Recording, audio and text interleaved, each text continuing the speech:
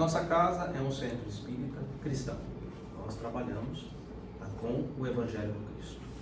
Você que veio como eu da Igreja Católica, da Igreja Protestante, da Igreja Evangélica, de qualquer lugar onde você ouvia falar de Jesus Cristo, aqui para nós, Jesus Cristo é modelo e guia.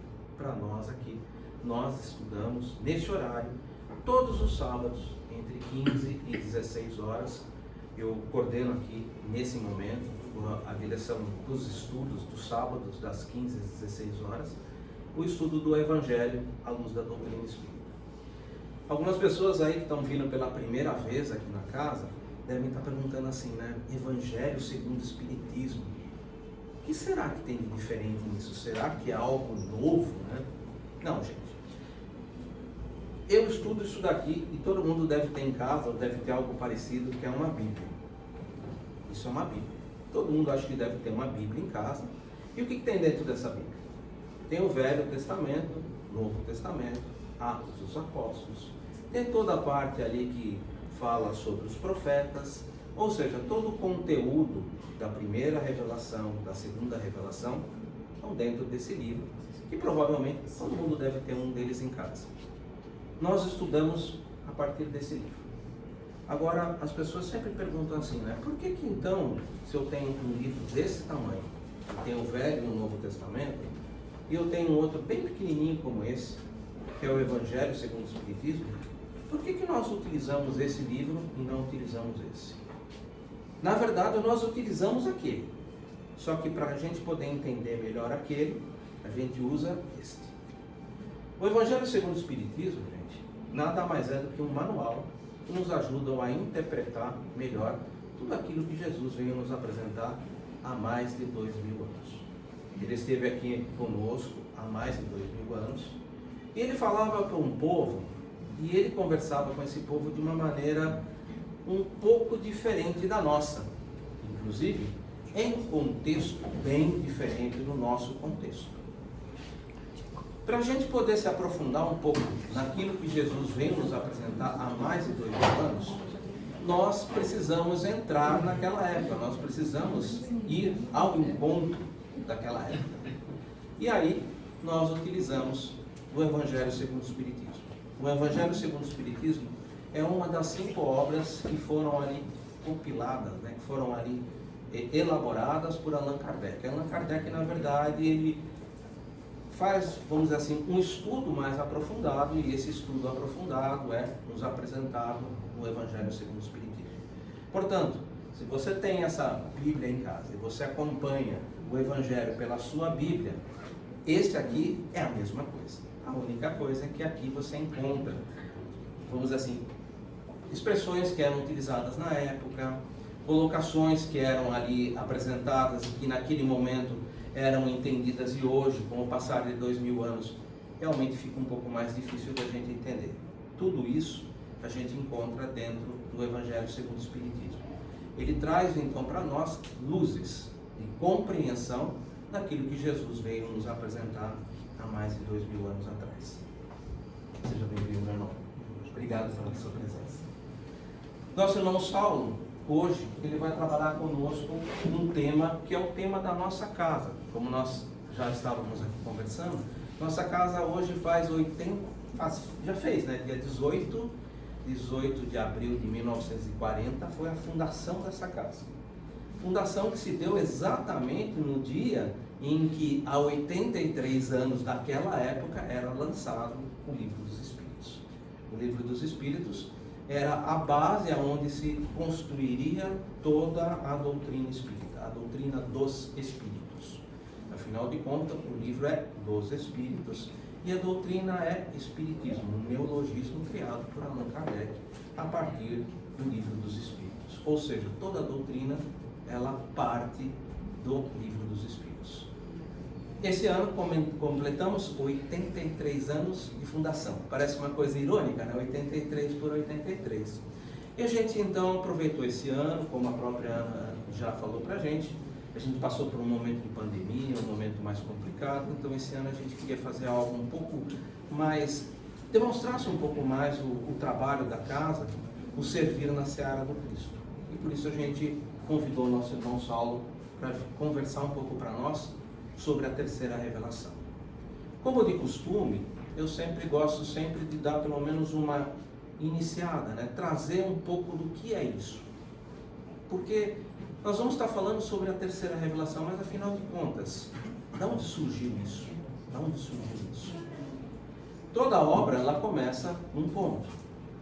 Óbvio que eu não vou pegar o ponto inicial, mas vamos começar da primeira revelação, trazida por Moisés, há mais de 3.500 anos atrás, aonde você tem ali 5 livros que compõem a Torá, ou seja, a lei apresentada por Moisés, a lei recebida no capítulo 5, no capítulo 20 do livro Êxodo, do Velho Testamento, e depois todo o trabalho ali realizado por Moisés. Passa-se o tempo, recebemos ali os profetas que hoje nós chamamos de médiuns, mas naquela época eram chamados de profetas. Eles dão continuidade ao ensino, eles dão continuidade ao progresso, ao desenvolvimento desenvolvimento do cristianismo, do desenvolvimento da ideia cristã, da ideia de um único Deus e todo o desenvolvimento das leis de Deus, começando com o profeta Isaías e indo até Malaquias. Um período bem grande, é algo em torno de 700 anos. Depois, um período em que nós tivemos o rabinato, que preparou não só os próprios profetas, mas também o próprio rabinato, estudando tudo aquilo que foi trazido por Moisés e pelos profetas, e que falavam da vida de um Messias, da vida de um ungido, de um esperado, de um Messias, de um Mexialá, de um Cristo. Ele veio, esteve conosco há um pouco mais de 2.000 anos, viveu conosco o seu Evangelho, código moral de conduta, que nós chamamos de Novo Testamento. E nesse Novo Testamento, ali anotado pelo nosso irmão evangelista João, a partir do capítulo 14, ele trabalha com a vinda de um paracleto, de um consolador. E ele anota algumas palavras do Mestre Jesus que dizem o seguinte, né? Tenho muito a vos dizer, mas não podeis suportar agora. Mas eu rogarei ao Pai, e ele vos enviará o Paracleto, o Consolador. O Consolador vos fará relembrar tudo aquilo que vos tenho dito e vos apresentará aquilo que neste momento nós não poderíamos suportar. A ideia nossa de apresentar o nosso irmão Saulo é exatamente a ideia de que ele nos possa trazer um pouco mais de luz a todo esse desenrolar.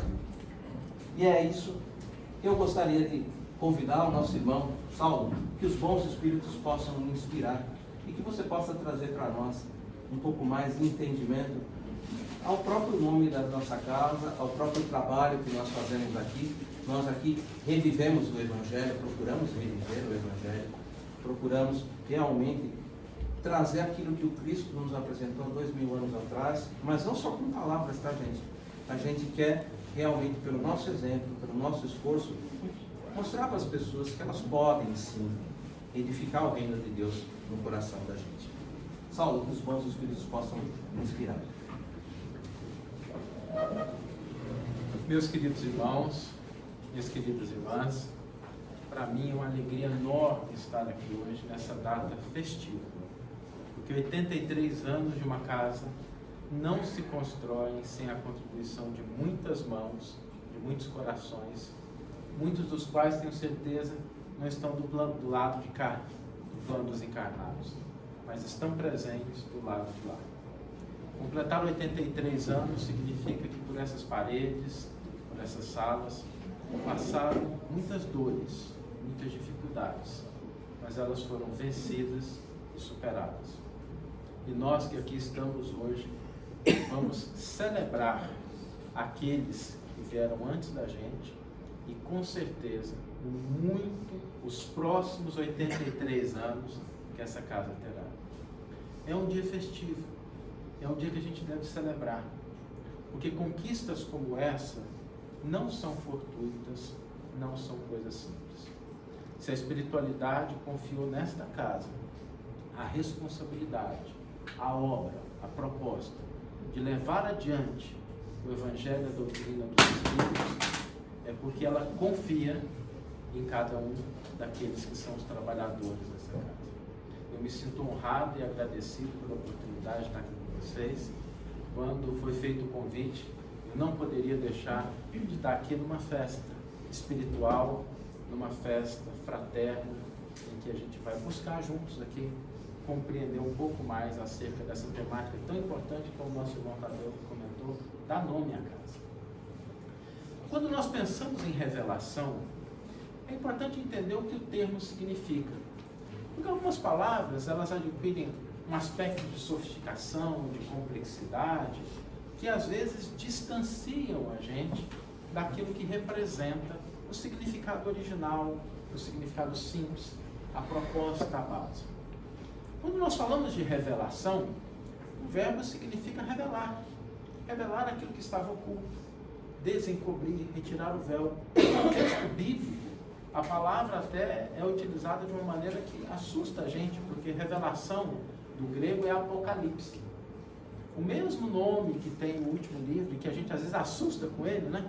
Quando a gente começa a ler o Apocalipse, parece que é um roteiro de filme de terror, porque tem besta de um lado, guerra de outro, sangue. Mas, na verdade, esse livro, ele traz esse conceito de revelação, que é retirar o véu que encobre alguma coisa. A palavra no grego significa exatamente retirar o véu. É como se tivesse um pano cobrindo uma mesa, debaixo desse pano vários objetos, e a gente vai retirando o pano aos poucos, a fim da gente ver o que está ali debaixo, e a gente poder lidar com o que está colocado. E quando Allan Kardec traz a proposta de que a doutrina espírita é a terceira revelação, é importante que a gente faça um pequeno retrospecto para entender o que significam essas duas primeiras revelações. O que elas revelam? O que elas esclarecem? O que elas nos trazem? E qual é o papel da doutrina espírita nesse contexto, nesse encadear de revelações que vão paulatinamente trazendo uma compreensão mais profunda do que nós somos, do que o outro é, das nossas relações uns com os outros e na nossa relação com o Criador. Se nós formos voltar no tempo, há mais ou menos 3.500, 3.600 anos atrás, todos os povos do planeta eram politeístas. Acreditavam que existiam muitos deuses, porque tudo aquilo que não derivava da ação humana, cuja causa não era compreendida, atribuía-se a uma divindade. Não se entendia a origem da chuva, havia o Deus da chuva. Não se entendia por que às vezes a colheita prosperava e às vezes ela definhava, então tinha um Deus da colheita, que às vezes acordava de bom humor, às vezes não acordava de bom humor. E assim os fenômenos vão se sucedendo.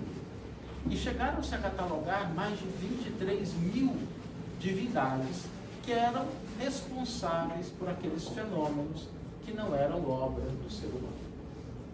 Acontece que por volta dessa época, a que nos referimos, começa a surgir uma ideia diferente no seio do povo hebreu.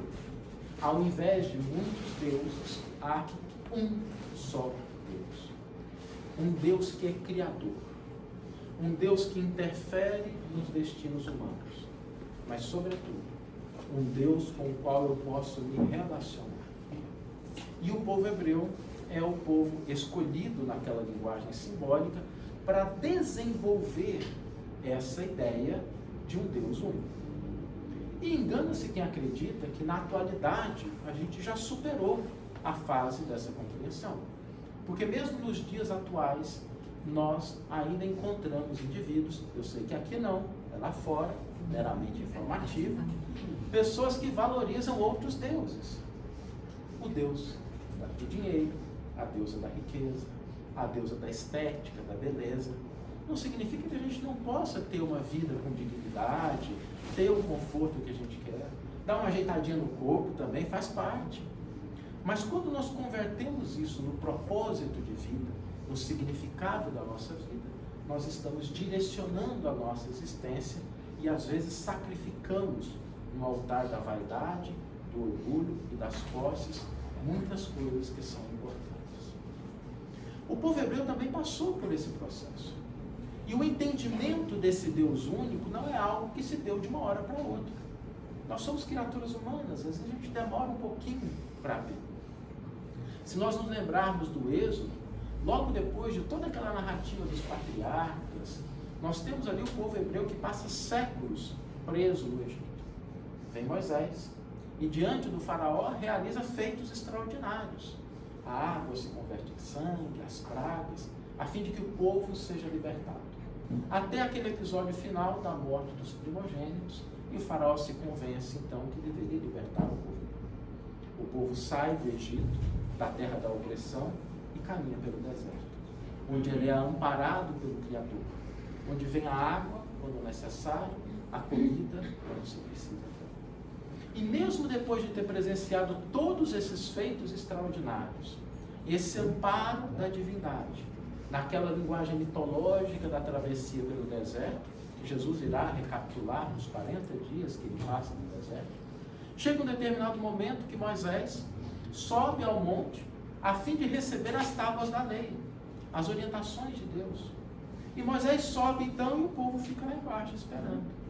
E Moisés começa a demorar para descer, e o povo começa a se angustiar, começa a ficar com ansiedade, com preocupação, e alguns começam a dizer: melhor teria sido ficar no Egito, onde pelo menos tínhamos comida. Moisés subiu, agora a gente não sabe se ele vai descer. Vamos morrer de fome, de sede aqui no deserto? Façamos outro Deus. E juntam os metais e constroem um bezerro de ouro. Porque é assim conosco. Quando as coisas estão bem, nem sempre a nossa fé é uma fé que balança, que vacila. Quando a conta bancária está em ordem, a saúde está em dia, a família está harmonizada, a gente consegue manter a fé em Deus. Mas quando a dificuldade, a escassez, os problemas, a dor e o sofrimento batem à nossa porta, não raro, a primeira vítima é a fé. E pessoas existem na atualidade que mudam até de religião, achando que o Deus da outra é mais forte do que o Deus da anterior, esquecendo a lição de que há um só Deus. Cada religião é uma face de uma mesma montanha, que aponta para o mesmo cume, para o mesmo Deus Criador. As montanhas têm faces distintas, as estradas se ajustam, oferecem possibilidades a diferentes pessoas. Algumas são mais íngremes, outras mais polidas, outras têm pedregulhos, mas todas elas, vividas com intensidade e profundidade, apontam para o mesmo Criador. E aquele povo começa a vacilar.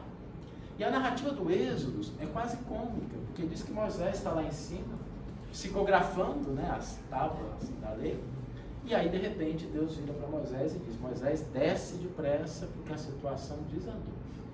Bastou você se afastar um pouquinho e o povo que eu escolhi está esquecendo da minha existência. Moisés desce às pressas. Ao chegar lá, ele encontra o bezerro de ouro totalmente identificado. E ele, tomado de frustração, pega as tábuas da lei, quebra em cima do bezerro de ouro, manda moer tudo, joga na água e dá para o povo beber. Depois tem que voltar para pegar a segunda edição dos 10 mandamentos, porque o primeiro tinha sido quebrado. Então o que a gente tem é a segunda edição. Para mostrar que a gente, como criatura humana, nós não damos saltos de uma hora para outra.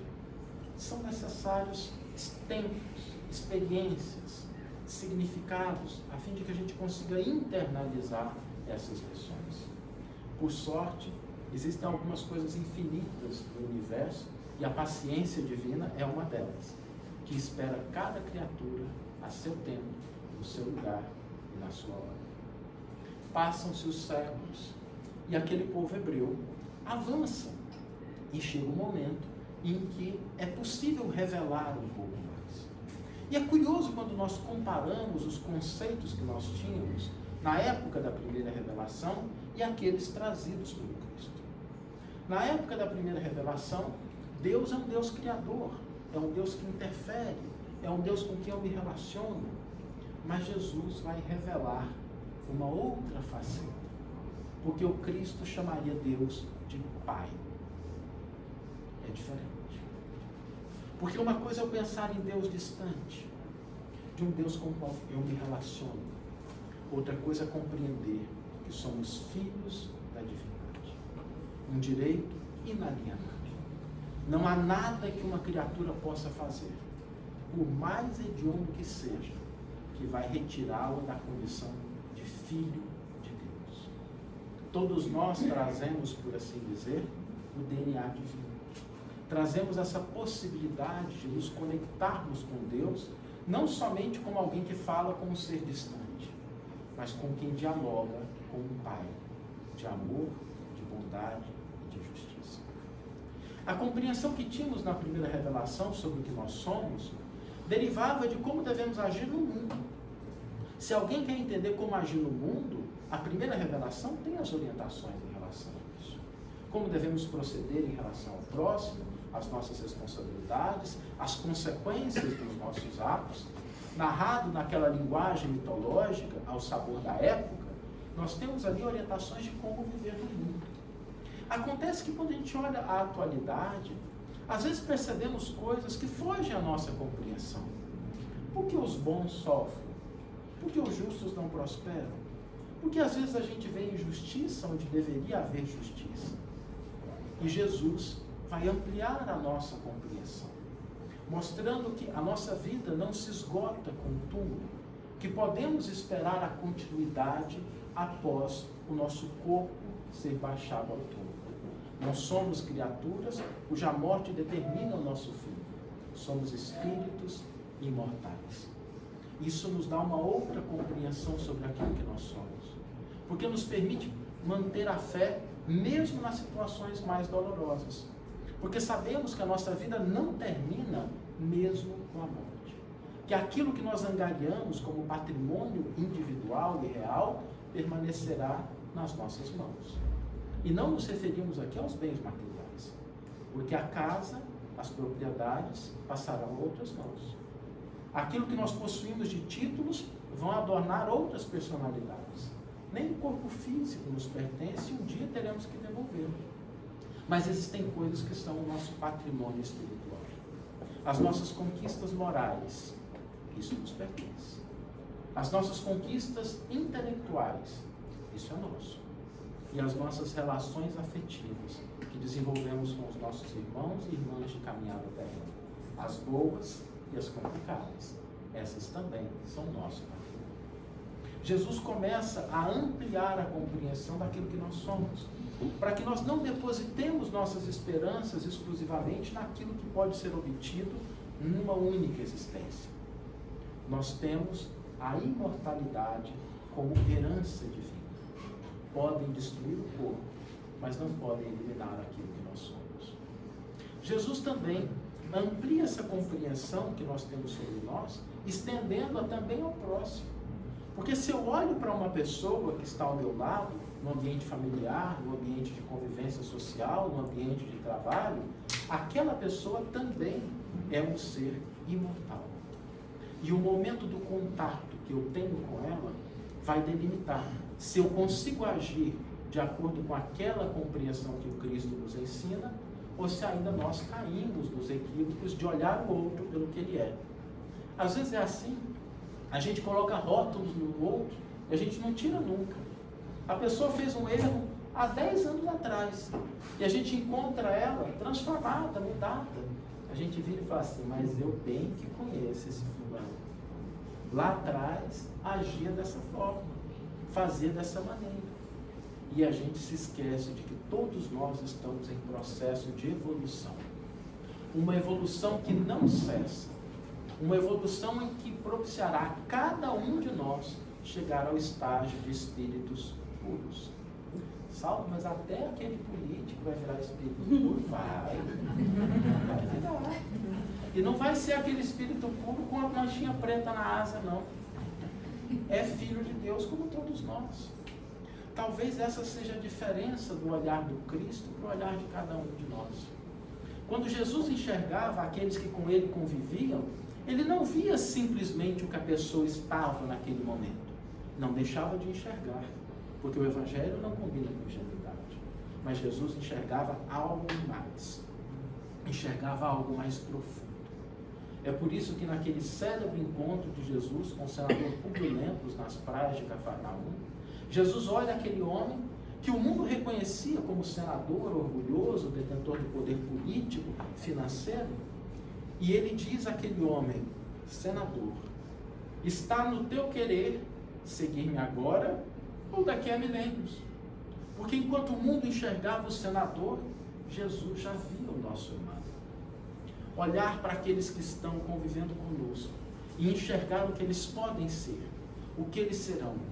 Será que daqui a muito tempo, daqui a 1000 anos, quando aquela pessoa com quem eu tenho contato hoje, em casa, no trabalho, através das redes sociais, lembrar desse momento de encontro, vai lembrar de alguém que contribuiu para a sua evolução, ou alguém que jogou umas pedrinhas, umas cascas de banana para dificultar um pouquinho?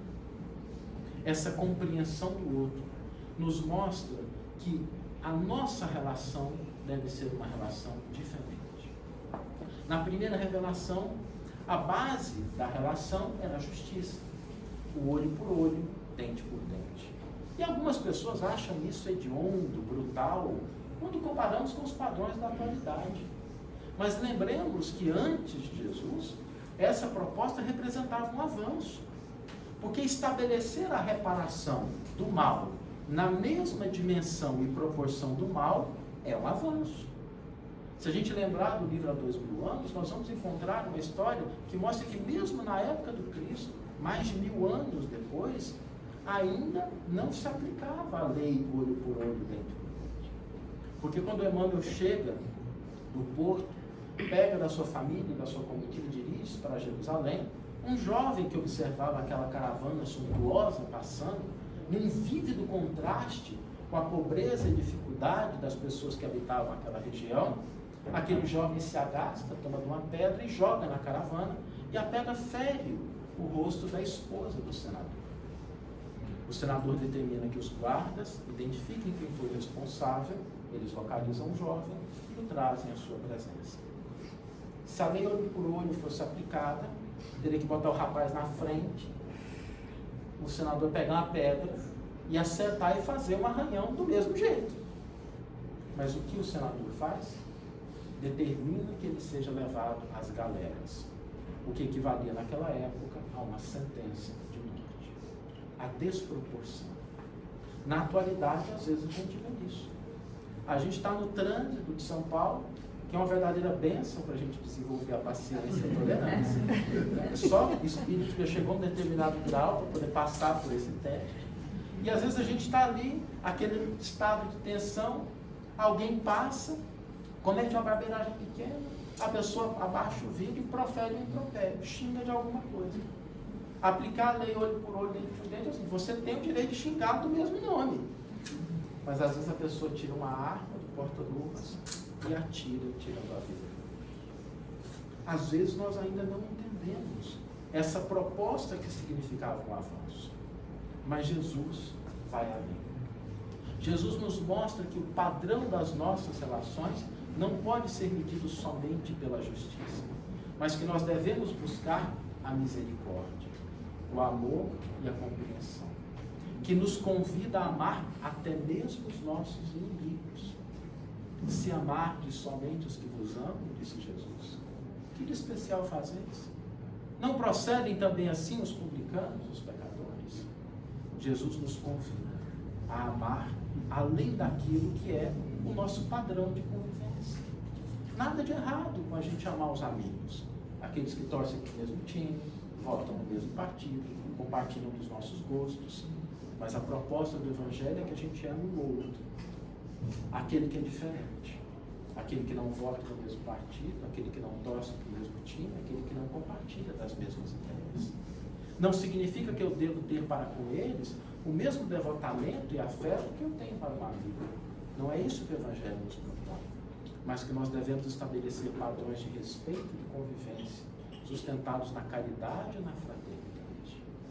Quando nós conseguimos compreender essa proposta do Cristo, entendemos que o Evangelho revela um pouco mais acerca do que é Deus, do que nós somos, do que o outro é e do nosso padrão de relacionamento, aquilo que nós devemos estabelecer.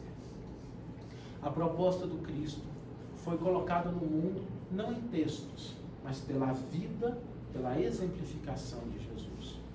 O Evangelho não é um texto, o Evangelho é uma lei universal. E aquelas pessoas que conviviam direto ou indiretamente com Cristo, recolheram do seu ponto de vista, com a sua perspectiva, para o público para o qual escreviam, aquilo que de fato representava o seu entendimento. Se fosse para o Evangelho ser meramente um texto, Jesus o teria escrito. Ninguém mais capacitado, ninguém mais avalizado que ele. Mas Jesus nada escreveu no material perecível do mundo. Não se valeu do pergaminho, não se valeu da tinta da época. Jesus escreveu a sua mensagem do que há de mais de tudo, do que há de mais duradouro no universo, o coração da criatura humana. Porque um coração iluminado nunca mais se apaga. Uma mente que se transforma não volta ao estágio original. Uma criatura que descobre que é possível amar, ela não volta ao estágio anterior. Jesus transforma o mundo. Mas nós, como criaturas humanas, às vezes a gente tem dificuldade de aprender. E, tão logo Jesus partiu do mundo, nos braços da cruz, o movimento cristão começou a se estabelecer. E apenas alguns séculos depois, em nome daquele homem que dizia que as aves do céu têm seus ninhos, as raposas suas tocas, mas o Filho do Homem não tem uma pedra onde recostar a cabeça, nós edificamos as catedrais mais suntuosas da modernidade. Em nome daquele homem que na cruz elevou os olhos ao alto e pediu a Deus perdão para os seus algozes, porque não compreendiam o que faziam, nós travamos as guerras mais sanguinolentas da história. Às vezes nós temos dificuldade, mas passa-se o século e chega no momento em que a humanidade já havia avançado e nós temos condições de revelar um pouco mais, levantar um pouco mais desse véu que encobria esses aspectos fundamentais da nossa vida. E no século XIX surge a doutrina dos Espíritos, que irá avançar na compreensão daquilo que nós somos. Além de sermos espíritos imortais, nós também temos a reencarnação como vida. Quando nós olhamos a doutrina dos Espíritos, ela traz avanços extraordinários. Em primeiro lugar, porque a doutrina dos Espíritos, como Tadeu comentou antes, não é doutrina dos espíritas.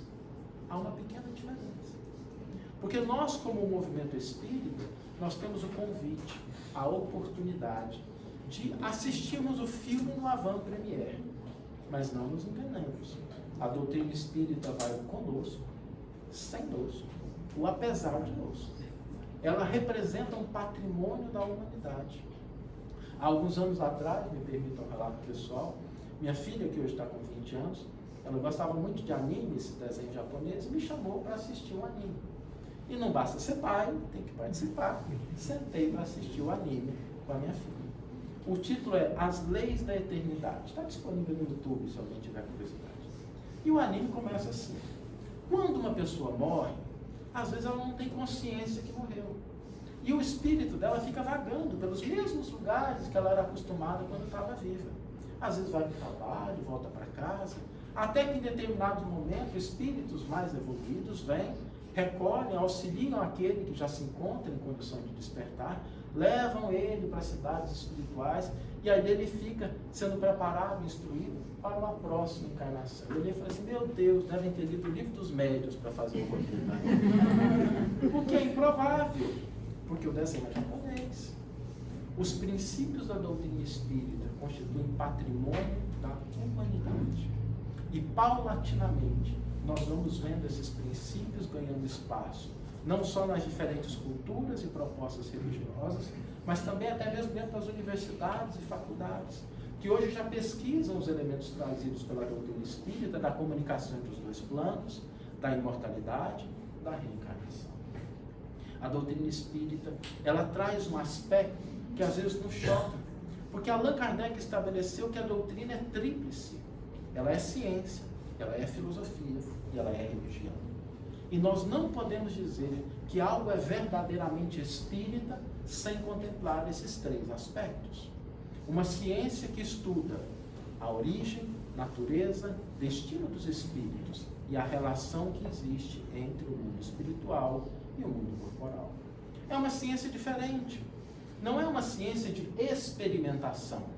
Não dá para a gente pegar um espírito e botar num tubo de ensaio. Pelo menos eu não sei se aqui já conseguiram, mas eu nunca vi. Os espíritos às vezes não fazem o que a gente quer. Eles são individualidades. Não é, portanto, uma ciência de experimentação, mas uma ciência de observação. Assim como existem outras ciências de observação. A astronomia é uma ciência de observação. Ninguém pega um buraco negro e leva para dentro do laboratório para estudar o que acontece. E quando a gente fala de ciência de observação, é preciso entender essa relação. Uma vez eu assisti um documentário sobre uma jovem russa que tinha uma habilidade extraordinária de verificar se a pessoa à sua frente apresentava alguma problemática de saúde. Ela colocava as mãos e identificava se a pessoa tinha um problema no fígado, nos rins, no estômago, um câncer que não havia sido identificado. E os pesquisadores ficaram impressionados com aquela habilidade e resolveram estudá-la. Colocaram ela no avião na Rússia e levaram para os Estados Unidos. Chegou nos Estados Unidos, não conseguiram constatar nenhum fenômeno e concluíram que aquilo era uma fraude. Quando eu vi o documentário, fiquei pensando, esqueceram de pagar a passagem de avião para o espírito, né? Levaram só o médium. E o espírito não foi. Porque o fenômeno espírita, ele não é um fenômeno que a gente pode determinar. Nós podemos observar. Mas a doutrina espírita não se restringe à ciência. Ela também é uma filosofia. Uma filosofia de conduta, uma filosofia moral, uma filosofia que nos diz o que é certo, o que nós devemos, o que nós não devemos fazer.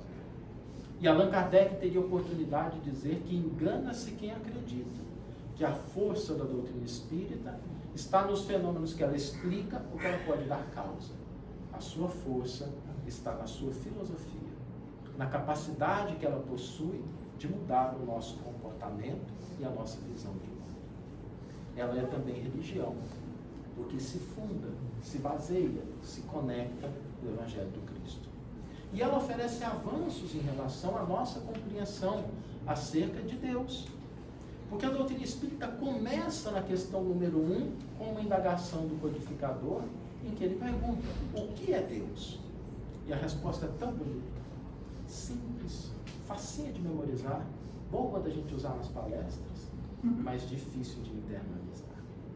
Porque a resposta nos diz, Deus é a inteligência suprema, causa primeira de todas as coisas. O que nos convida, pela proposta da filosofia espírita, a ajustar o nosso entendimento e a nossa visão acerca daquilo que a gente observa no mundo. Porque se Deus é a inteligência suprema, causa não de algumas, mas de todas as coisas, quando eu olho algo no mundo, eu não posso dissociar o que eu estou vendo da presença de Deus. E às vezes isso é difícil, porque a gente vê uma determinada situação que fere a nossa sensibilidade. E às vezes a gente escorrega para determinados raciocínios que nos afastam da compreensão de Deus, como a doutrina espírita nos apresenta. A gente vê uma situação de assim, gente, Deus não podia deixar isso acontecer. Mas meus amigos, minhas amigas, é Deus. Se Deus disser não, é um baita não. Não existem poderes humanos capazes de se sobrepor à vontade do Criador. Quando algo acontece no mundo é porque Deus o permite. Jesus nos traz esse exemplo, essa compreensão de uma maneira muito bonita.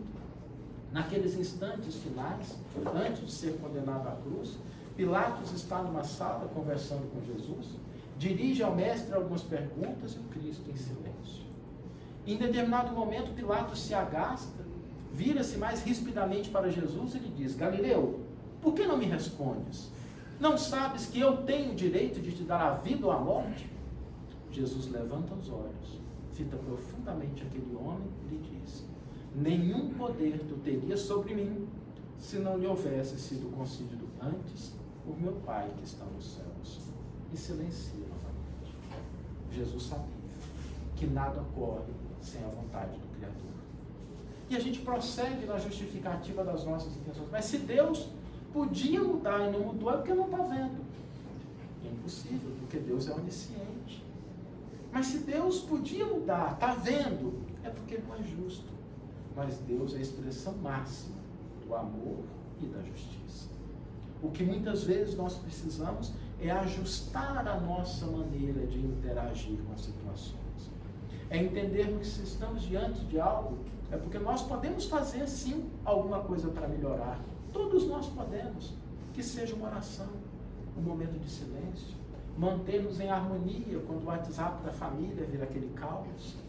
A gente começar a exercitar a nossa postura de sermos pacificadores, de cumprirmos a nossa parte no ambiente que estamos, compreendendo que muitas vezes os resultados não virão no tempo, na forma como nós desejaríamos. Eu sei que às vezes a gente gostaria que as coisas acontecessem dentro do nosso cronograma. Deus podia dar uma acelerada. A gente vê tanto problema que se dependesse da gente, a gente já teria resolvido, e Deus parece que demora um pouquinho. Acontece que quando nós olhamos para o nosso ponto de vista, a gente só vê o ponto de vista do encarnado. E a obra de transformação do coração de uma criatura não é algo que se processa da noite para o dia. Numa obra extraordinária, intitulada Ave Cristo, nós temos ali o relato de Emmanuel, de um pai, Quinto Varro, que, preocupado com a condição do seu filho, Tassiano, pede licença dos trabalhos que realizava na espiritualidade a fim de auxiliar o seu filho. Ele se dirige a Cláudio, o orientador, e pede uma licença. E a gente pensa assim, uma licença para ajudar o filho, uma semana, 2 semanas. Né? Cláudio vira para ele e fala assim, o pedido é justo, você tem méritos. Eu te concedo 100 anos. 100 anos. Para um pai resgatar um filho. E às vezes a gente espera que 8 bilhões de criaturas se transformem da noite para o dia. É uma ingenuidade. Nós devemos compreender que a compreensão daquilo que a divindade significa, a partir da ótica da doutrina espírita, é para que nós entendamos o nosso papel e aquilo que foge da nossa capacidade de ação, a gente ter a fé e a resignação que tem alguém no comando, que tem alguém no mando. Façamos o máximo que nos é possível, deixando que Deus tome as decisões e faça aquilo que não nos compete. A doutrina espírita nos mostra que quando nós olhamos para o outro, o nosso olhar deve ser um olhar mais profundo. Porque a gente, às vezes, nas nossas relações, a gente estabelece padrões, regras, que nos afastam dessa compreensão de como nós devemos amar o semelhante. A gente enxerga o outro somente na sua feição material. E quando a gente enxerga na feição material, às vezes nós esquecemos de que somos espíritos e que trazemos ao lado do corpo de carne a nossa herança espiritual. Façamos um pequeno exercício. Imaginemos que a gente está caminhando pela rua, voltando da farmácia, do supermercado, carregando algumas sacolas, e alguém vem na direção contrária e dá um trombalhão para a gente. A sacola cai, as coisas se espalham, algumas se quebram. É natural que diante desse incidente a gente sinta um pouco de raiva. Aí a gente levanta, olha para quem causou e descobre que a pessoa é cega. Como é que a gente reage? Mudamos de comportamento na hora. Talvez a gente até esqueça as coisas que estão espalhadas pela calçada e a gente vai ajudar quem causou o acidente. Você está bem? Se machucou? Posso ajudar alguma coisa? Por que nós agimos assim? Porque nós enxergamos as limitações do corpo. Acontece que existem muitos indivíduos que trazem corpos perfeitos e chagas profundas na alma, que são, do ponto de vista da saúde orgânica, bastante saudáveis, mas que trazem limitações em relação à sua condição. São acometidos pela chaga da ignorância, da cegueira, do orgulho e da vaidade.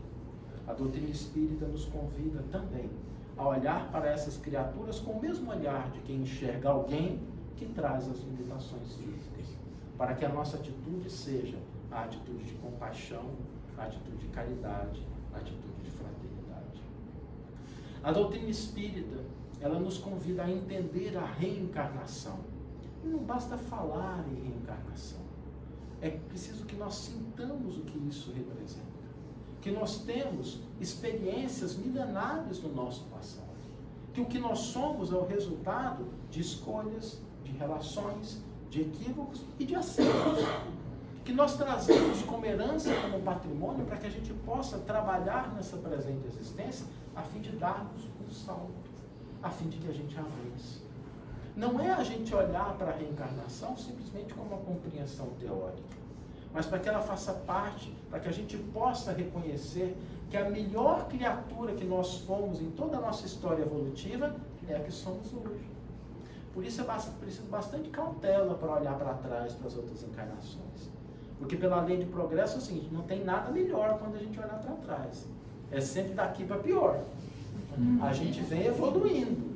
Então não acreditemos que a gente vai olhar para outras encarnações e vai dizer que a gente foi um príncipe amoroso. Não foi, né? Porque senão daqui seria melhor. Então é preciso tomar cuidado. Porque nós somos, na presente encarnação, a melhor versão que temos da nossa individualidade.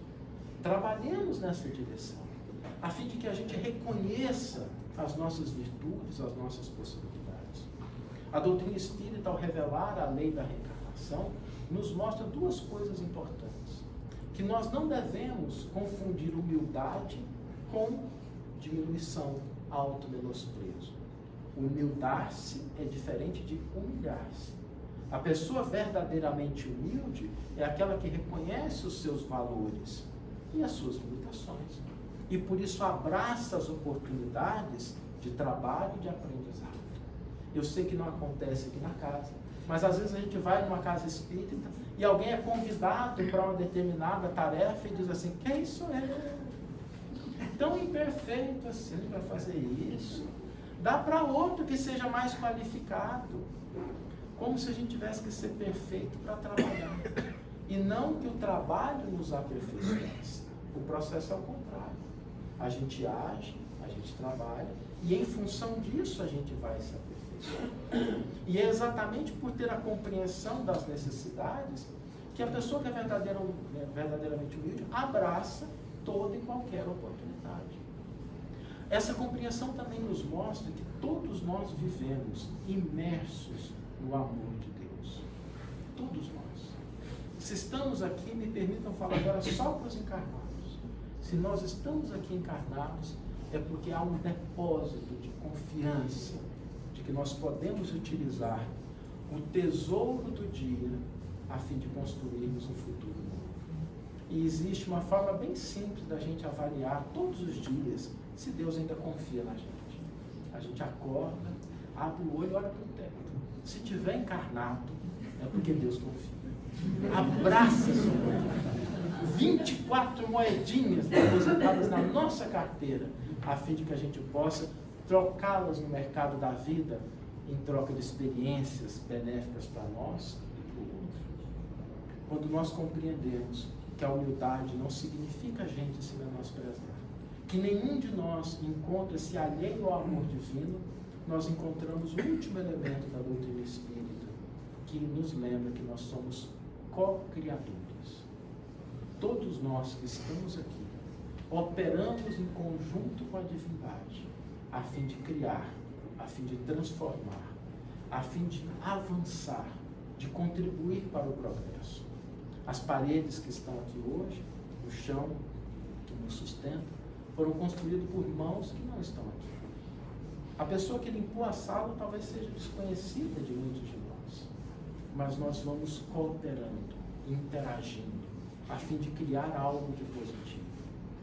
Celebrar 83 anos de uma casa espírita significa recordarmos que quando nós estamos vivos, encarnados, e do lado de lá também, como desencarnados, a bênção da vida é a bênção de construirmos experiências significativas para nós e para aqueles que estão à nossa volta. Porque vida não é simplesmente uma sucessão de tempo. Não se mede uma vida humana pelo passar do calendário, mas pela qualidade das experiências que nós vivenciamos. Algumas experiências são agradáveis, outras são desafiadoras. Mas o que caracteriza a experiência que nos coloca na condição de estarmos vivos é a maneira pela qual nós interagimos com essas experiências.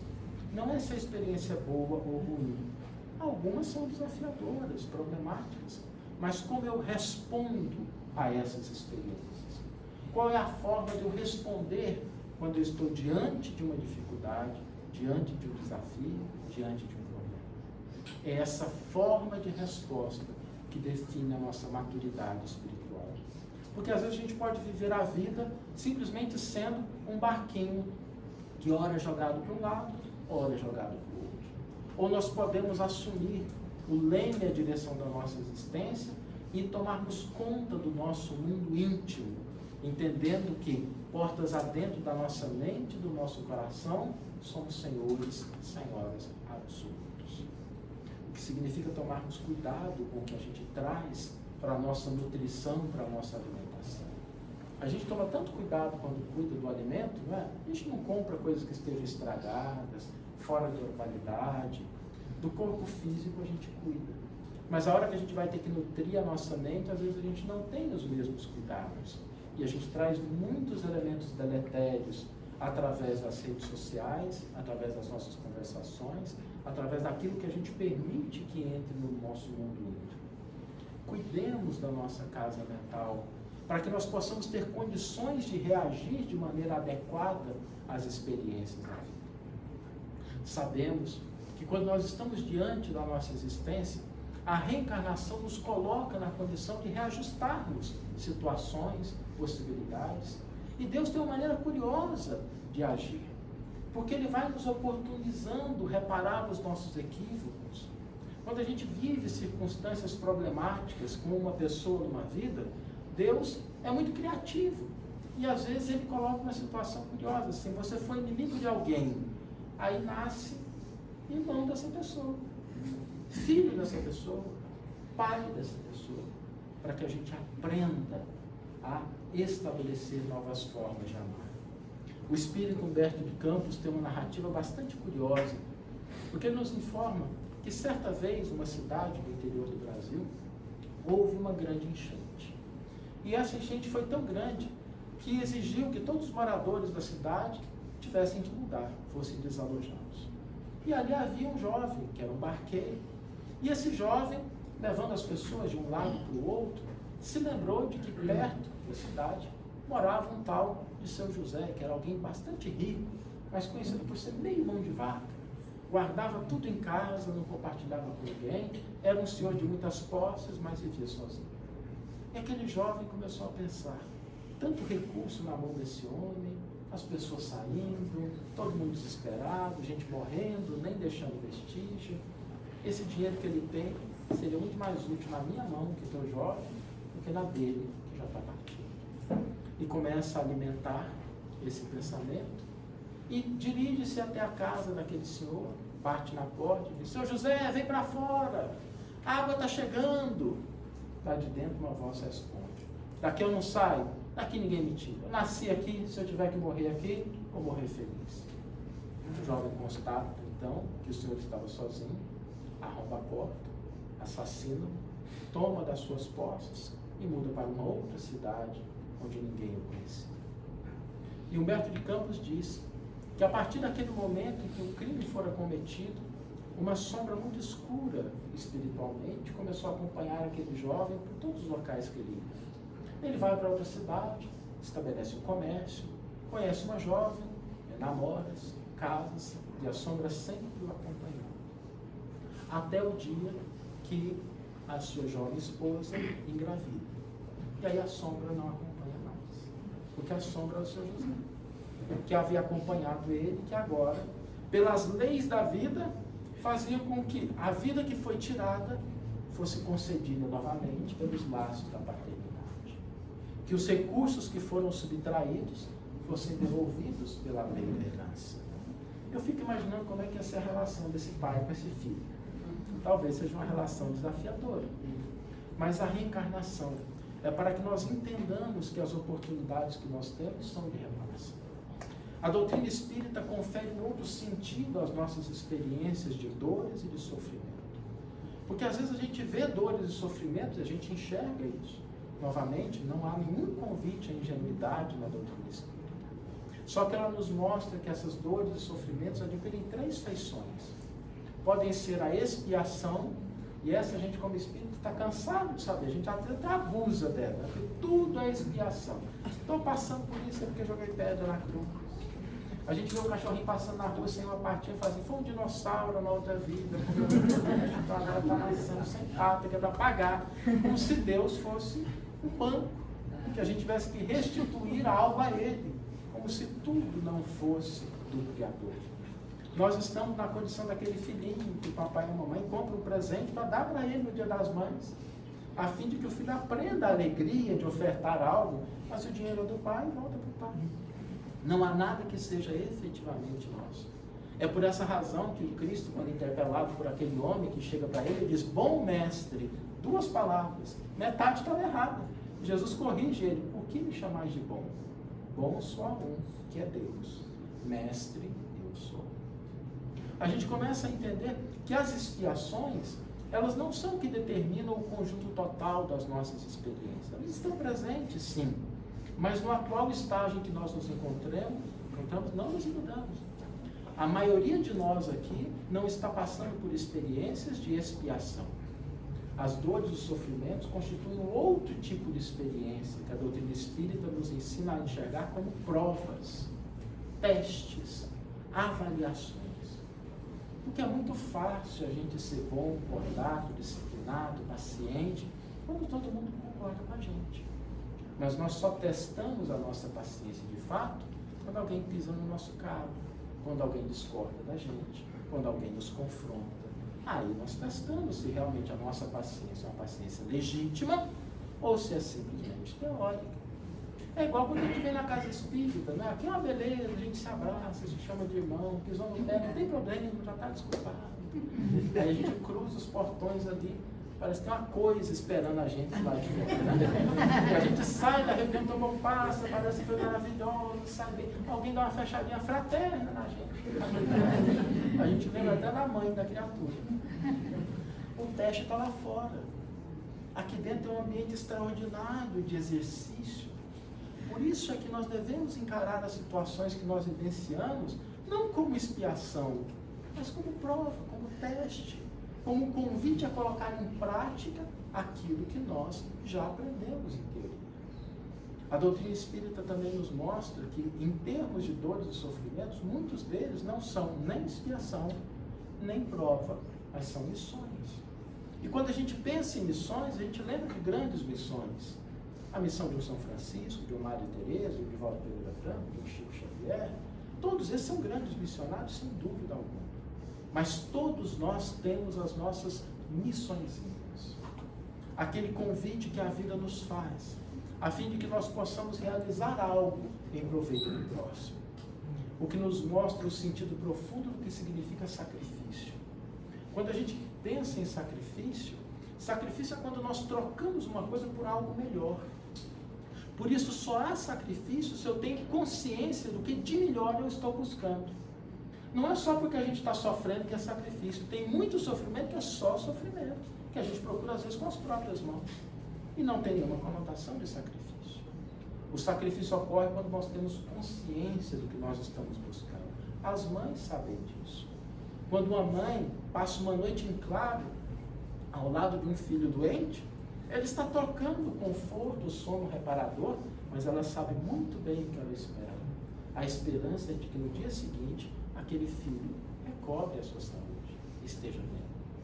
Por isso, quando nós pensamos nas nossas missões, a alegria e a disposição de concretizá-las, de trocar algo que nos é possível em função de um bem maior, caracteriza essa missão. Eu me lembro que certa vez dava uma palestra sobre essa temática, um pouco mais aprofundada, e uma senhora no final me procurou e falou assim, salve, hoje eu estou de alma lavada. Eu falei, que beleza, meu irmão, por quê? Falando que eu achei que eu era pecadora, agora eu descobri que eu sofro porque eu sou missionária. Nossa, que maravilha!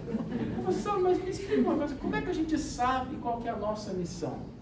Olha, é muito difícil eu dizer para você, mas eu posso te dar alguns sinais, né? O missionário, ele se alegra pelo sacrifício, por aquilo que ele está realizando, porque ele enxerga lá na frente o que ele vai construir. Então ele age, apesar das dores e dificuldades, de uma maneira muito convicta, fraterna, serena. Ela baixou a cabeça e falou assim, essa prova está tão difícil. Nós vivemos num mundo que nos convida a desenvolver esse olhar. A terceira revelação desvela dos nossos olhos a ilusão dos limites que cercam a nossa existência. Não somos criaturas que nasceram somente com berço e que teremos fim com túmulo. Ela desvela os nossos olhos para que nós possamos enxergar os nossos irmãos e irmãs de caminhada terrena de uma maneira mais profunda. Que a gente enxergue as dores e limitações como doenças da alma. Que a gente enxergue os problemas como um convite à nossa cooperação. A doutrina espírita desvela diante do nosso olhar a nossa relação, para que nós sejamos criaturas que constroem relações com base no amor, na fraternidade e na caridade. Mas, sobretudo, ela revela que Deus é infinitamente bom, infinitamente justo e que não desampara nenhum de nós. Muitas vezes, as dores são desafiadoras. Os desafios parecem superar as nossas forças. Mas mesmo aí, a doutrina espírita nos mostra que existe uma ferramenta extraordinária para que nós possamos acessar esse conhecimento profundo que trazemos dentro do nosso coração e as forças superiores que estão à nossa disposição. Nós podemos orar. E foi o próprio Cristo que nos deu a receita da mais sublime oração quando nos ensinou: quando fordes orar, dizei: Pai nosso que estais nos céus, na luz dos sóis infinitos, Pai de todos os aflitos nesse mundo de escarcel, santificado seja, Senhor, o teu nome sublime, que em todo o universo exprime concórdia, ternura e amor. Venha, Senhor, ao nosso coração o teu reino de felicidade, de paz e de claridade na senda da redenção. Cumpra-se o teu mandamento, que não vacila e que não erra, assim no céu como em toda a terra, de luta e sofrimento. Livra-nos, Senhor, de todos os males, dá-nos o pão no caminho, que seja ele forjado na luz, no carinho, no trabalho espiritual. Perdoa, Senhor, nossos débitos tenebrosos de passados escabrosos de iniquidade e de dor, pois hoje não só cremos, mas pelas luzes da doutrina espírita sabemos que a promessa da verdade são os dias de imortalidade. Teve fim a escura morte, que de fato é vida de outra sorte, não mais uma noite escura na eternidade, mas dia de sublime claridade. Auxilia-nos, Senhor, também, no exercício do sentimento cristão, a amar todo e qualquer irmão, mesmo aquele que caminha longe do bem. Pois sabemos que quem sofre, quem erra, quem reclama, quem se desespera, chegará também à perfeição pela lei da reencarnação. E ao nosso Mestre Jesus, modelo e guia de toda a humanidade, exemplo de doação e de bondade, rogamos, despeça-nos, Senhor, hoje e sempre, nas bênçãos de todos. Muito obrigado.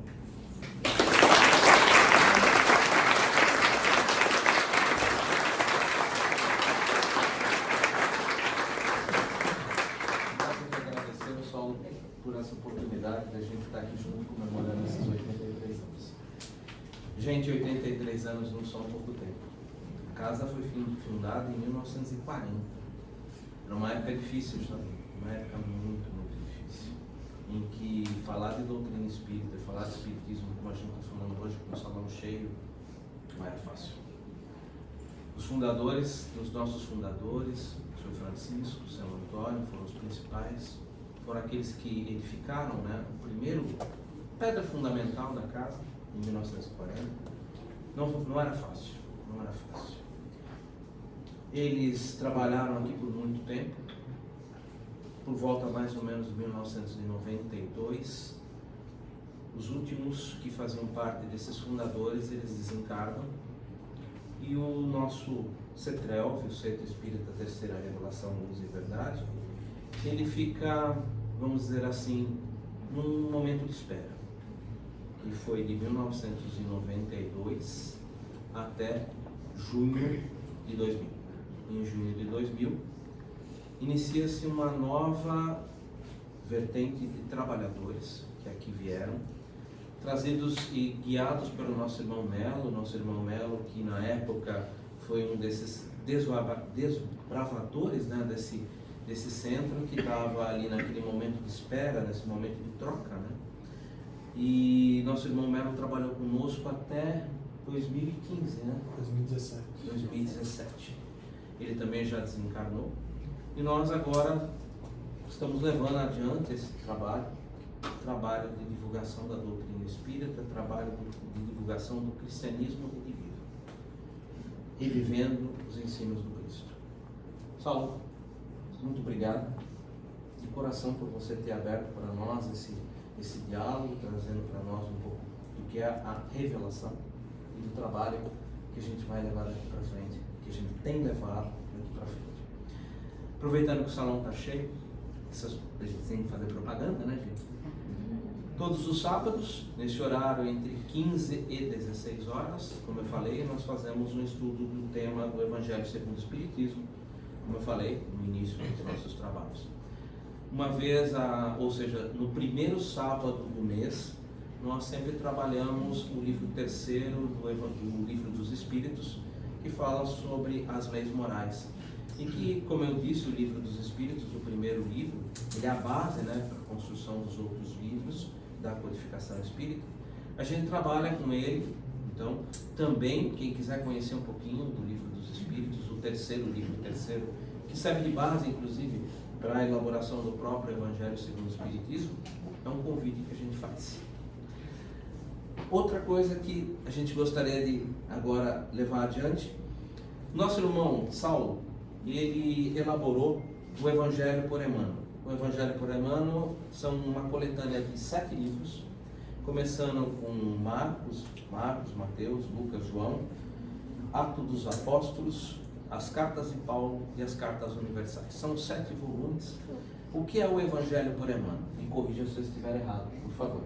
O Evangelho por Emmanuel, ele é uma compilação em que ali são retirados das obras do nosso irmão Francisco Cândido Xavier todas as partes em que ali Emmanuel, através da psicografia do Chico, faz um esclarecimento, traz uma luz sobre alguma parte contida no Evangelho do Cristo. São, vamos dizer assim, perícopes, ou melhor dizendo, são trechos do Evangelho do Cristo que Emmanuel comenta. Tem trechos que são comentados inúmeras vezes. Esse exercício, na verdade, é muito interessante, porque um dia, se alguém tiver o privilégio de ler a obra Renúncia, na obra Renúncia, ali Emmanuel, numa das vidas dele, se não me engano, ele era Padre Damiano. E como Padre Damiano, ele já ali exercitava esse processo. Ele já ali levava adiante esse trabalho de, vamos dizer assim, de estudo mais profundo do Evangelho do Cristo. E aí, lógico, desenvolvendo muito mais isso no mundo espiritual, ele vem ali através da psicografia do nosso irmão Francisco Cândido Xavier e dá continuidade a esse processo. São inúmeros livros do Chico que tem muitas passagens de Emmanuel comentadas. E o nosso irmão, então, Saulo, ele fez para nós essa gentileza de pegar mais de 600 livros, né, Saulo? Oi? 423 livros, em que tem passagens de Emmanuel e que ali ele reúne para nós essa compilação, que é o Evangelho por Emmanuel.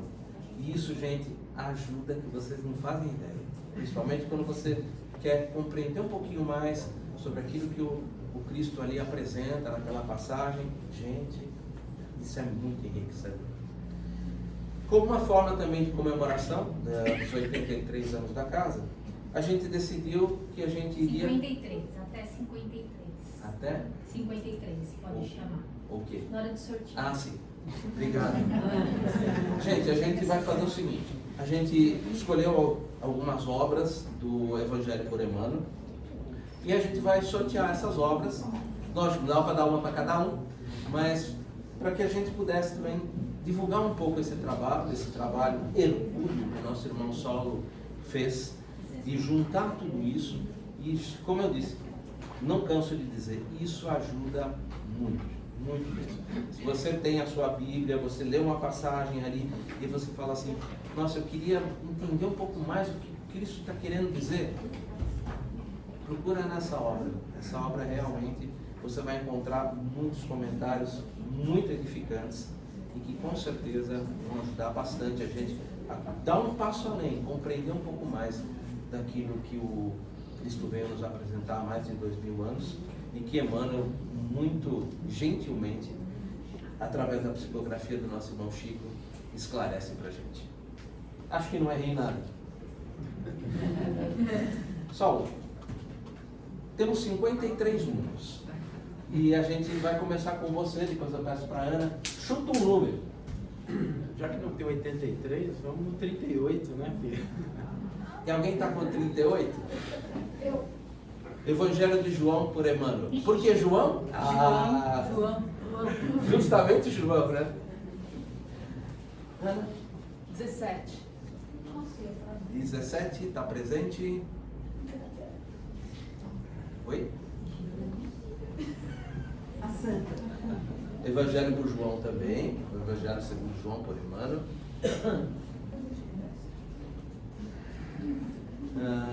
Márcia, um número qualquer. 41. Ninguém viu cartela cheia ainda? Atos dos Apóstolos. Esse é muito bom. Atos dos Apóstolos. Todos são ótimos, né? Todos são ótimos.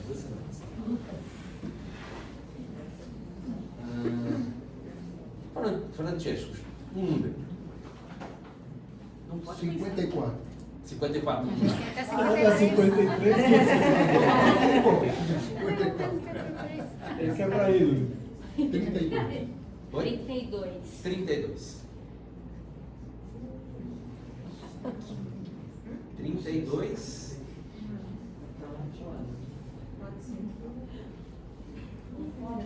32. Não. Pode ser que está na sala de cura. Pula para outro. Pula outro número? Vai para outro porque acho que pode estar lá na sala de cura. Tá. A pessoa deixa separado. Deixa separado? Então, tá bom. Então deixa separado que eu vou atrás. Tá. O último livro que a gente vai sortear, na verdade ele muda um pouquinho a estrutura. Nós vamos sortear um livro também do Chico, chama-se O Consolador, também pelo Espírito Emmanuel. Esse livro é um livro que é tão importante, é um livro de perguntas e respostas. Ele é tão importante que a gente tem aqui na casa um estudo que é realizado todos os sábados, entre 17 e 18 horas. É um estudo aberto, tá, gente? Um dia, se vocês quiserem comparecer e acompanhar com a gente, ele pode ser realizado aqui presencialmente na sala de estudo lá em cima, ou ele pode ser realizado pela internet. A gente transmite ele pelo Zoom. Então, as pessoas que desejarem podem depois pegarem o endereço aqui do Zoom com a Gleice na recepção do Central e acompanhar de casa. Não é necessário vir aqui no centro para acompanhar esse curso. Ele é um curso que é realizado presencialmente e pela plataforma do Zoom. É um curso do estudo do livro O Consolador, à luz da doutrina espírita. A gente tem 1 hora para estudar esse livro e a gente consegue, quando muito, né, Meg, estudar uma pergunta. Porque as perguntas são realmente muito interessantes. A resposta de Emmanuel, ela é extremamente densa e, óbvio, ele é um livro que está interligado a toda a codificação. Então, a gente vai em busca, normalmente é a Meg que me ajuda bastante, né? A gente vai em busca de ligações com o Livro dos Espíritos, com o Livro dos Médiuns, com o Evangelho segundo o Espiritismo, Céu e Inferno, outras obras da própria codificação, de apoio da própria codificação. E a gente, então, tem estudado esse livro. A gente já está fazendo ele mais ou menos 1 ano e meio, né? Um pouquinho mais de 1 ano e meio. Nós estamos ainda próximo da pergunta 200, né? Chegamos agora na pergunta 200. E olha, tem muito chão ainda pela frente, porque, como eu falei, todo sábado a gente faz uma pergunta, quando muito dá início numa segunda pergunta, e a gente tem trabalhado. Então a gente vai sortear um livro, O Consolador, exatamente para aproveitar esse espaço, né? Para convidar todos aqueles que desejarem, quiserem acompanhar, quiserem compreender um pouquinho mais da doutrina, um pouquinho mais das perguntas que aqui foram apresentadas e que foram respondidas pelo nosso irmão Emmanuel através da psicografia do Chico. É uma oportunidade que eu digo imperdível, vale muito a pena. E volto a dizer, não tenho como vir aqui no seu TREV das 6 às 7, é um horário muito complicado para mim. 7h30 meus filhos chegam em casa, tem que preparar janta, vai ter pizza, não sei o que, vamos sair. A gente transmite pelo Zoom. Então dá para você, mesmo que 7h30 meus filhos chegam em casa, não tem problema, acompanha com a gente pelo Zoom, não podem interagir, podem colocar suas dúvidas. Lógico, se a gente não souber, que nem eu falo sempre para a minha igreja, se a gente não sabe, a gente vai em busca da resposta. E na semana seguinte a gente retoma. Já tivemos casos de perguntas que nós tivemos 3 semanas, né, para fazer. A 202, por exemplo, a gente ficou 2 semanas trabalhando sobre essa pergunta, uma pergunta que levou um pouco mais de tempo. Então, fica o convite e nós vamos sortear um livro. Qual número? 20. 20. A Nefiana. Minha parceira. Bom, da minha parte, agora eu gostaria de passar para a Ana, para as considerações dela, e pedir se ela depois pode fazer para nós também todo o processo de encerramento e tudo que você puder apresentar para a gente. Bom, Obrigado, gente. gente, eu não vou me alongar muito. Eu sei que vocês estão doidos para ouvir o coral está doido para cantar também, na verdade. Só quero agradecer aqui muito ao nosso irmão Saulo, que se dispôs a vir aqui conosco, nesse dia festivo, alegre, que é muito importante para a gente mesmo, sabe? Ter tido a sua participação assim aqui, abrindo os nossos horizontes, olhando, né, a doutrina por outros olhos, de outra forma, porque às vezes uma palavra, uma forma de dizer, às vezes abre assim no coração da gente, na mente também, para um entendimento diferente, um caminho diferente, e a gente parece que a cortina, né, desce, você olha o mundo de outra forma. Então, o meu desejo pessoal é que todos tenham essa oportunidade, quando a coisa se descortina, a gente segue, né, por novos caminhos também, né. Então é isso, quero agradecer a todos vocês que estiveram aqui e vamos fazer a prece de encerramento. E após a prece de encerramento, por favor, né, maestro, faça aí a música para todos nós. Bom, então, com muita alegria, com muita paz no coração, agradecendo de todo o coração as bênçãos que recaem sobre nós nesse momento, as luzes da espiritualidade, a Deus nosso Pai, a Jesus nosso Mestre, que esse amor, que essa paz possa nos envolver a todos e marcar a nossa encarnação, a nossa vida, os nossos propósitos, que de amor se enche o nosso coração, de coragem, nosso espírito, para as lutas, para os desafios, mas sobretudo para o amor. E assim nós fazemos, Senhor, a prece que o Teu Filho bem-amado nos ensinou. E que ela possa, Senhor, ser revertida em bênçãos e luzes a recair sobre toda a humanidade. Pai nosso que estás nos céus, santificado seja o vosso sangue. Venha a nós o vosso reino, seja feita a tua vontade, assim na terra como nos céus.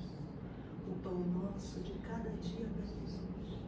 Perdoai as nossas dívidas, assim como nós perdoamos aos nossos devedores. E não nos deixeis, Senhor, cair em tentação, mas livrai-nos de tudo, porque vosso é o reino, o poder e a glória, Pai, para todos sempre. Que assim seja, graças a Deus e graças a Jesus. Desculpa.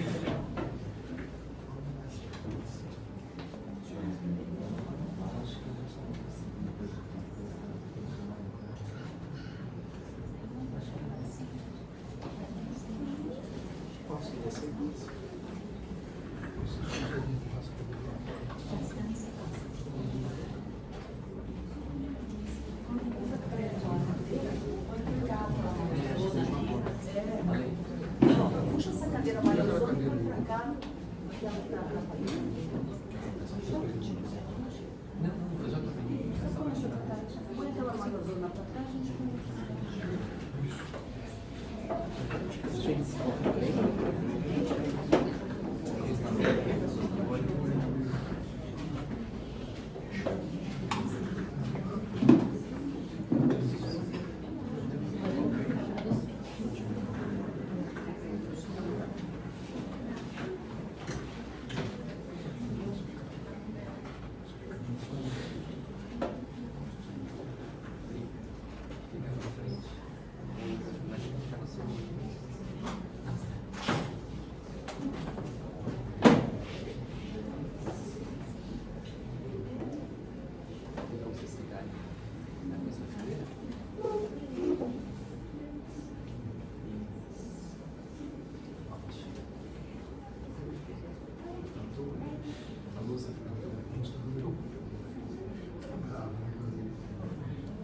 Bom, gente, então, gostaria, em primeiro lugar, de agradecer essa oportunidade de estarmos aqui, de celebrarmos com vocês essa data tão importante. E toda celebração tem que ter música, né? Senão não completa. Então, nós somos da Casa Espírita Núcleo Kardecista Antônio Pereira de Souza, recebemos o convite através do nosso amigo Francesco, que é conhecido de vocês aqui, e vamos cantar algumas músicas para celebrar junto com vocês esse momento, algumas músicas que a gente traz como trabalho da nossa casa. A gente encara a música como um trabalho, como qualquer outro da casa, onde a gente trabalha as vibrações, a sintonia através da música. Então a gente preparou essa primeira música chamada O Passe, que é uma música que vai descrever o trabalho do passe, que ela tem mesmo uma função de como se fosse um passe. Tá bom? Obrigado.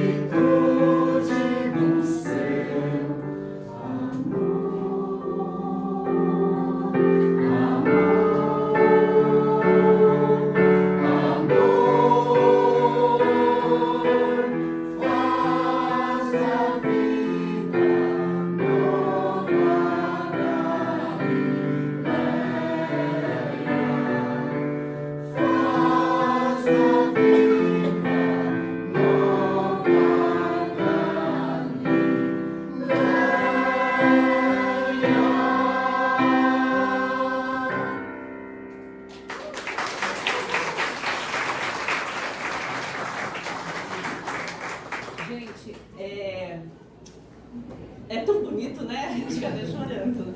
Assim, vamos aproveitar esses últimos instantinhos, porque eles vão tocar agora a última música, né?